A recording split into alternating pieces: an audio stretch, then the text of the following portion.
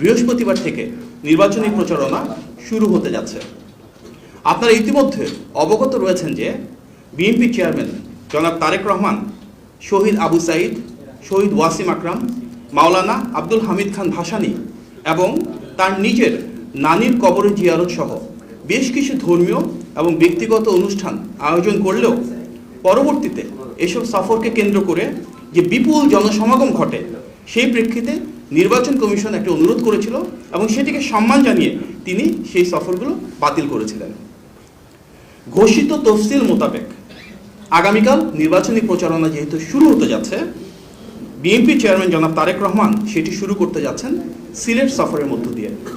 তিনি আজ রাত 8:15 বিমানযোগে সিলেটে পৌঁছাবেন।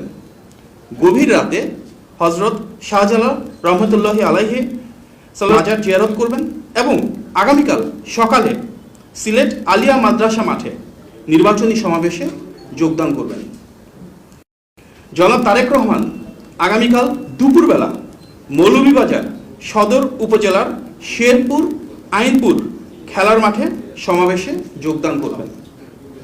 যাত্রাপথে হবিগঞ্জ জেলার শায়েস্তাগঞ্জ উপজেলায় প্রস্তাবিত নতুন উপজেলা পরিষদ মাঠে সমাবেশে যোগ দিবেন।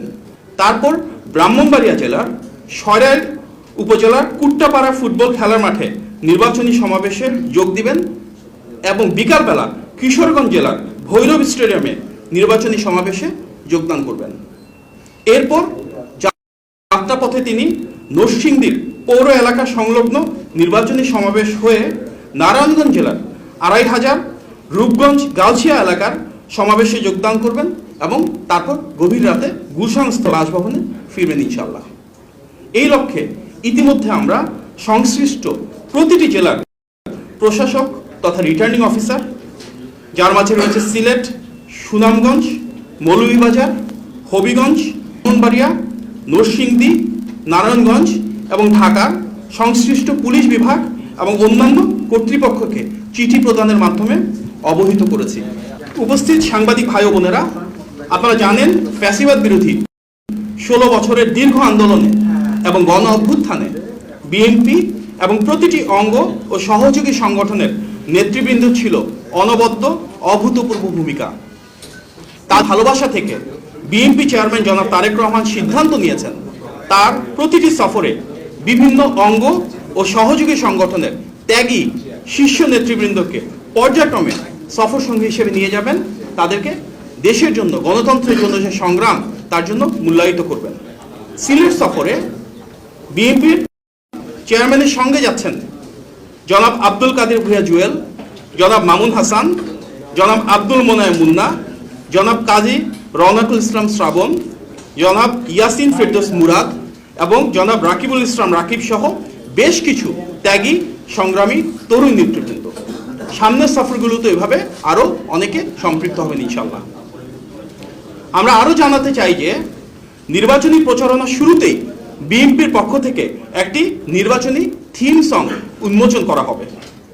আজ রাত 12:01 অর্থাৎ 22শে জানুয়ারি নির্বাচনী প্রচারণা সূচনা লগ্নে ঢাকার লেকশোর হোটেলে থিম সংটি উদ্বোধন করবেন আমাদের কেন্দ্রীয় নির্বাচন পরিচালনা কমিটির সদস্য সচিব এবং বিএনপির সিনিয়র যুগ্ম মহাসচিব জনাব রুহুল কবির রিজভী এবং উপস্থিত থাকবেন কেন্দ্রীয় নির্বাচন পরিচালনা কমিটির প্রধান সমন্বয়ক জনাব ইসমাইল জবিউল্লাহ সহ নির্বাচন পরিচালনা কমিটির ও বিএনপির নেতৃবৃন্দ তথা বিভিন্ন শ্রেণী এবং পেশার মানুষ।